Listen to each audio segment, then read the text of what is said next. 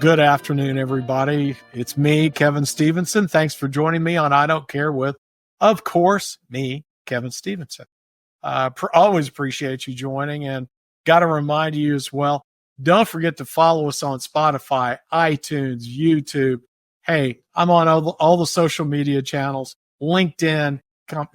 Just follow me wherever, and you'll be able to catch I Don't Care in a lot of different platforms. So my guest today is Andy Flanagan. He's the CEO of Iris Telehealth. They're a behavioral health company that does obviously telehealth. Andy, welcome to I Don't Care. Thank you very much, Kevin. It's great to be here. Nice having you. It's always nice to talk to somebody in Texas. Andy and I were talking a little bit before. He's been in the great state for about 7 years now. Andy, go ahead and tell my audience what you said about it being the easiest place we've ever lived. See that, I like to hear that as a Texas native. So we appreciate hearing that. So Andy, tell my audience a little bit about you, your background, and then tell us about Iris Telehealth. Thanks, Kevin. So I'm, been in healthcare my entire career, married for 34 years, two wonderful children who are now married. And so, I'm the kind of person that's been focused on doing good while you do well. And healthcare has really afforded me that opportunity to feel like I am contributing positively to the world we live in. So I'm super grateful to be in my role leading Iris Telehealth. We are a behavioral health medical group. We have 430 employed clinicians, okay.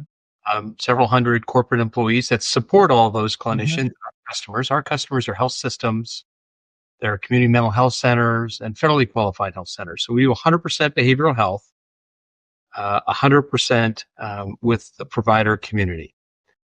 We are 2/3 prescribers, 1/3 therapists. We're in emergency departments and medical surgical floors. We work in outpatient settings.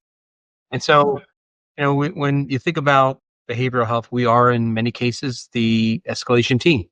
So we see all diagnoses, all demographics. We're in 43 states. And, our main thing, if you will, is just staying focused on delivering quality care and helping the people that are having a hard time finding access. Okay. So are you just telehealth virtual clinics, or do you have clinics where people can come in and speak to your providers? And we're 100% virtual. Okay. Yep. Right. And so we're embedded in many cases. We are the behavioral health medical group or prescribers in the clinic or the hospital. We find ourselves often doing transformation work around behavioral health, probably the most common setting where the story is that it's not working for the patients. The wait times are incredibly long. Right. For months, escalations are happening. No one's being served. Nobody's happy. The clinicians aren't happy. The patients aren't happy. And so we work very hard to balance, in a financially sustainable way, right? No money. Right. We're like any other provider, reimbursement is tight. And so we're very, very efficient. And that's why we're so focused. That's why we do what we do. And all our energies, aimed about helping our partners, the health system or the community facility be successful. Okay. Great. And as we said, I've had some behavioral health providers on before. And so, I guess my first question is, what sets Iris apart from other providers in the behavioral health space? Yeah, so Iris really brings a complete management practice from Epic templates through industry best practice, KPIs, and analytic framework out of the box. So business intelligence. With the idea that all of this happens inside of the EMR of our customer. So we don't move people to our website or take the patient away. Our job is to strengthen the health system, keep the patient inside of their network, inside of their community, whether it's a CMHC or an FQHC or a large health system. That's hard to do. And so we set ourselves apart by the breadth of the problem and the depth of the SMI that we'll do. The emergency department is one of the most challenging environments for Absolutely. Yeah. So we really are an end-to-end, top-to-bottom provider. There are very, very few people that across the spectrum of what we do that match us, if you will. And I wish there were 1,000 companies that did. Like, this is not some game. So I say that with great respect for everyone who's focused on the diagnoses like OCD or graphic like children. So, this is a very collegial part of healthcare, if you will. Yeah. Yeah. Very good. Hey, I know we were talking, you mentioned ED, and of course we see that issue in my hospital as well. So how do you go about the challenge of trying to find placement? When you are a truly virtual clinic and the dearth of behavioral health beds, certainly in Texas, but all across the country, how are you going about that?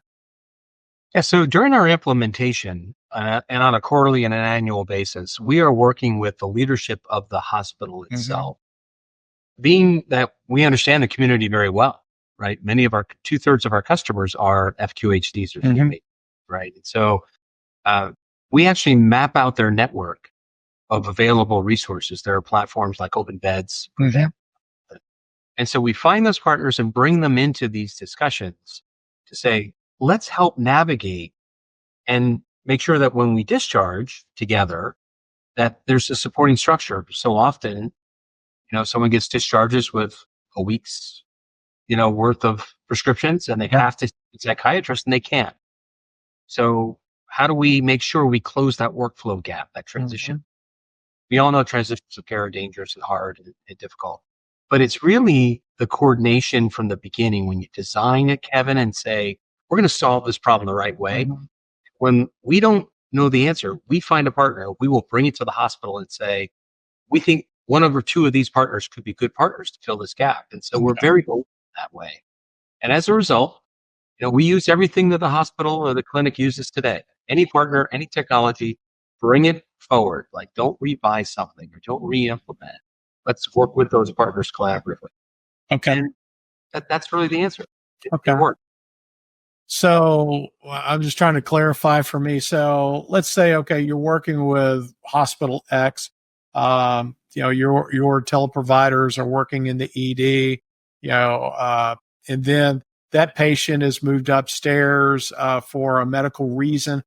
I'm assuming you follow that patient through that process, and then that patient is discharged. Let's say they're fortunate they can be discharged home with decent family support, but they still need that outpatient component. Do you provide that as well?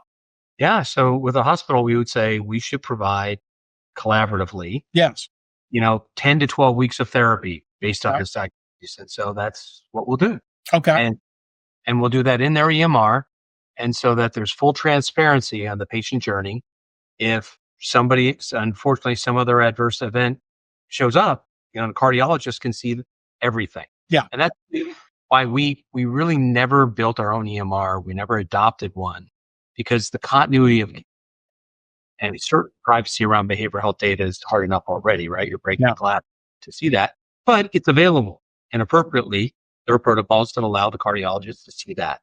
And it certainly is critical information in some cases. So, Yeah. In one of your posts, you were talking about, how health systems aren't necessarily optimized for efficiency, patient experience, and financial sustainability. I'll just have to say amen to that.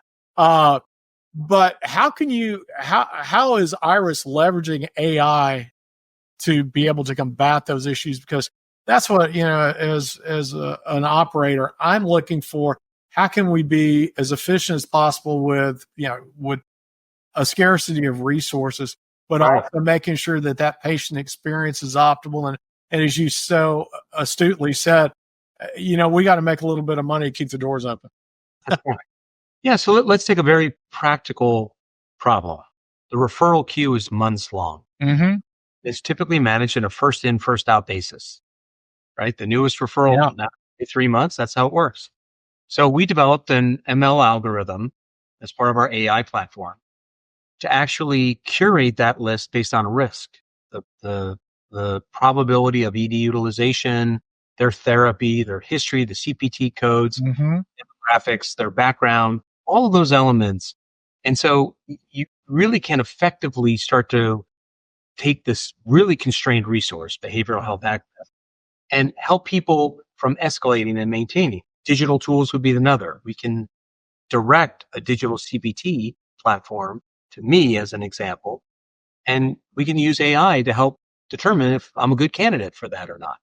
There's always in the middle, though, Kevin. I just want to say this thing. Our strategy is a human in the loop. We want to make sure that these advise, whether it's our clinician or our customer's clinician, we still view it as intelligence to support a predictive model. Mm-hmm. There's a lot of efficiencies to be gained. You've seen tremendous results from what I would consider a very simple application of AI. Okay. Interesting. So let's talk a little bit. You mentioned health systems, FQHCs. What are some of your other customers again, your clients? Yeah. So we large national IDNs, Okay. hospitals, Mm-hmm. both urban and rural. The CMHCs at the county level probably are some of the most difficult. Yeah, I was going to say, and it seems like every episode I have, we talk about access to care and behavioral health access in rural markets, rural Texas, I know specifically, is abysmal. So, Right. Let's talk a little bit about that. So we support a lot of the CMHCs that are down around the border. Mm-hmm. Right? Southwest Texas, a lot of customers are there. Yeah. And we are collaboratively with the practice managers that are on the ground, helping them manage the relationship with the FQHCs and the primary care clinicians. A lot of migrant workers. It's just a huge influx of demand, very diverse populations. Mm-hmm. And so for us, with strong technology, great analytics, and a very tight virtual and on-premise, a CMHC might have 15 locations 30 miles apart from each other. Yeah. Right across counties. And so if someone no-shows in facility number 1, we can virtually, in a minute, be 30 miles away and see patient 2. Mm-hmm. You can't do that physically. Well, that's that lost productivity forever. That hour of that psychiatrist will never be recovered. Yeah. Right? And so that's a good example of why we have a role, why virtual. I'm going to say any virtual technology, whether it's done by the health system themselves or through a partner like us, especially in behavioral health, right? You said this earlier. I thought it's very, very prescient that, behavioral health is one of these indications. Very few biomarkers can deliver high quality outcomes virtually in behavioral health, a high percentage of the time. Yeah.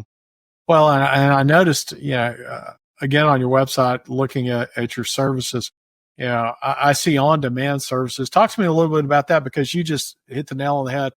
I actually encountered something today that it was an immediate event from someone who had no pre-existing behavioral health issues. I mean, something just triggered them. How can we, how could a hospital, how could your clients utilize you, in that immediate sense? That's right. So we have a partnership. I'll use as an example. I know they won't mind. Don Ziegler up at Geisinger is doing tremendous work. Our entire team. We designed in the beginning their referral queue process to allow for immediate escalation by a therapist. In the middle of a PHQ-9 starts ideating. Yeah. Like, hey, this is not going well. I need help immediately. Red button. And we can transition a prescriber into that encounter with never ending. Now, the only way that happens is you plan for that access. Yeah. So our demand service is intended to have enough flex that, as you just properly noted, we know we're going to deal with emergencies. It's the nature of our business. Right. And so we built in that capacity buffer, if you will, to be able to respond for the kind of patient engagement that's needed to provide. It's hard to do. It's a tricky thing. And I give props to our team and our counterparts in these emergency departments. You know how challenging that environment is. Yeah. Well, that's absolutely right. We, all hospitals face that issue of having to hold behavioral health patients. And so any assistance that we can get, from someone, whether it's, and we use telebehavioral health as well. And it really is a great model for us. In our county, we have a real deficit in providers, like unfortunately most counties across the country. And so, uh, talk a little bit more about, I keep going back to the AI piece. I'm always fascinated with that. And it seems like that my audience is too. So expand a little bit more on, like how that is going to continue to help your clients and Yes, more importantly, the patient. that's right. So let's separate AI from ML. Yeah. Machine. And on the ML, like all of the efficiency and revenue cycle and the benefit of getting money, that whole process is going to benefit tremendously. Just like RPA back the last 30 years has been delivering superior outcomes. So there's a lot of exciting work there. Let's talk about generative AI. So natural language processing, you go to Epic, and these tools are naturally being embedded. Scribes. What's interesting is that the co-pilot idea, in the middle of the encounter, there are AI agents that we're evaluating ourselves that can listen to me, and in a series of 4-second bursts over 30 seconds, it can create a pattern, and it can tell me as the how my patient is doing predictively. So think about the length of a primary care encounter, 7 minutes, 4 minutes, right? Yeah. If you're lucky. Yeah. You're lucky. And usually halfway through, maybe 3/4, the spidey sense is going off. Like maybe there's something else going on here, right? But you can imagine if all of a sudden you had a blinking light saying, hey, you may have a different issue here that's underneath. It's not physically representing. It's hard to capture. And AI can assist is the answer. Like we haven't proved them. We're not going to let them alone. We're not going to let these AI things make decisions. But boy, wouldn't you like to know if you could? Yeah. Right? Dramatically change the outcome of that encounter. Especially if, as a lot of facilities do, there's a therapist down the hall. Sure. So you can say, hey, can you have so-so come in? And now all of a sudden the outcome changes dramatically. So many times a patient will say, I never knew I got a referral for therapy. Why?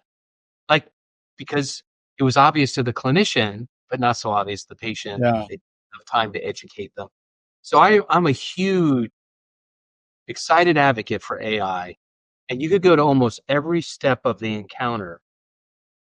As long as there's a human in the middle. Yeah. As long as it's like, let's just treat it what it is. It's going to make mistakes. It's going to hallucinate, but it can inform. And I think we're going to go through a year or two of IRBs done by venture groups. I know University of Hospitals doing some really exciting stuff there, as are many. And we're going to start to see some really clear, crisp, use cases that I think they're going to be real good wins for everybody. Yeah. Well, on my previous episode, I spoke with somebody who is doing continuous cardiac monitoring utilizing AI, partnering with Mayo to bring that to the hospital setting. They're now doing it in the outpatient setting. And he made a great point. He said, number one, going back to efficiency, think about the number of times that a nurse goes into a room to check vitals. And sometimes it's wrong, unfortunately, and it's episodic. And so now with that continuous monitoring, through AI and utilizing AI tools, then you get to develop that pattern. It sounds like, you guys are doing the very same thing with that limited time encounter, being able to predict, hey, with pretty good certainty, this is where this patient is going to go. So that's right. Yeah. It's exciting. And there's a lot of fear, there's a lot of uncertainty, and there's absolutely. Yeah. What innovation did not suffer those maladies, right? I mean, this common path for us. We can do this. Yeah. And I look at it, we're always talking about, hey, we've got a nursing shortage, we've got a physician shortage. That's not going to go away. So we've got to find options. And, it's not that people are going to lose their jobs. It's going to be, we're going to be able to provide greater access. And that's what we need to be all about. I'm all in on that. Okay. I love that, Kevin. Okay. So I'm a big culture guy. I like talking about cultures. Again, looking at your website, and you probably know where I'm going to go with this. I love, your value statement. You got 3 values. 2 of them are sure. Yeah. Those are slam dunk, mom and apple pie. people over all else. Execution is king and queen. But it's your second one that I love.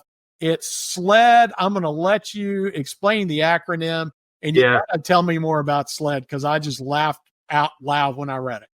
Well, look, teamwork makes the dream work. Yeah, there you go. Right. And so SLED means suck less every day. And, it's a worthy goal, right? I mean, a little bit better. So look, what does it mean practically inside the house here? Yeah. It just means that we're human and we're going to make mistakes. And it means that learn from them. Don't just keep repeating it. There, I did it again. That's not what it means. It means that as long as I own me and I'm vulnerable enough, everyone's going to say, it's okay, Andy. Like, it's okay to make a mistake. You did it with the right intent. You did it with the right spirit, doing the right thing. And let's give each other a little bit of grace that we're human and we're running fast. We're doing hard things that a lot of people don't think are going to work, or, there's skepticism. Don't let that get you down. Just keep doing the right thing. And it's particularly effective for us as a company to do that. So that's great. Oh, yeah, I really enjoyed that one. I've seen some really nice value statements. That one is in the top 3 or 4 I've ever seen. So I like that. Thank you. Thank you for that. So in our last few minutes, Andy, talk a little bit more about, what's the ideal customer for you, and how can potential clients contact you for more information? Look, anybody that is struggling with a long referral queue should call us. Okay. We'll help you. Like, we'll tell you, like, here's the playbook. Here's what we think you should do. You don't have to be a customer of ours for us to coach you or share best practices, introduce you to other colleagues that have had similar issues. That's who we are. Yeah. And so, we have a very large commercial organization. We cover the United States. We have a large clinical footprint. We cover, 43 states. So we'll find something in common where we can at least direct you to people that we think have a pretty good handle on this. But number one, if you're struggling with a strong, high referral queue, call us. We'll help you think through that. Mm-hmm. Second, if you're thinking about an enterprise strategy, like the whole system needs to be rethought. Mm-hmm. Sure, they probably with a lot of partners, call us. Again, we'll help share a roadmap. You don't have to do that with us. But we've learned over 11 years of doing this how all of the parts hang together. Yeah. Revenue cycle, the payer mix, the primary care, both employed and affiliated. How do you manage the network? How do you protect your brand, your direct to employer contracts? Mm-hmm. Problems. And so we believe the approach that small or large, we're at a point where you have to be thinking enterprise wide. You have to think about the transformative moment. And there are plenty of partners out there that can help you do it. And so we're more than happy to help be a thought leader or help in any way you can. And if it grows into a relationship, that's wonderful. And if not, it's great we know each other. Hey, that sounds great. I appreciate that. So if anybody needs more information, I'm assuming you would direct them to your website, iristelehealth.com, right? Yes, sir. Excellent. Okay. Any final words before we sign off here? No, I appreciate what you're doing here. The thing in healthcare is that, proven practices get our attention, but we need to be focused on promising practices. And that's what you're talking about on all your episodes. So that's why I appreciate being here. Yeah. Well, thanks, Andy. Well, folks, I've enjoyed talking today with Andy Flanagan, CEO of Iris Telehealth. It's amazing, right? What's going on within AI, within all of healthcare. But now you've heard a little bit more about what's happening in the behavioral healthcare space. So look that up a little bit. Look up Andy and his folks at Iris Telehealth. And we will see you next time on I Don't Care with me, Kevin Stevenson. Have a great day.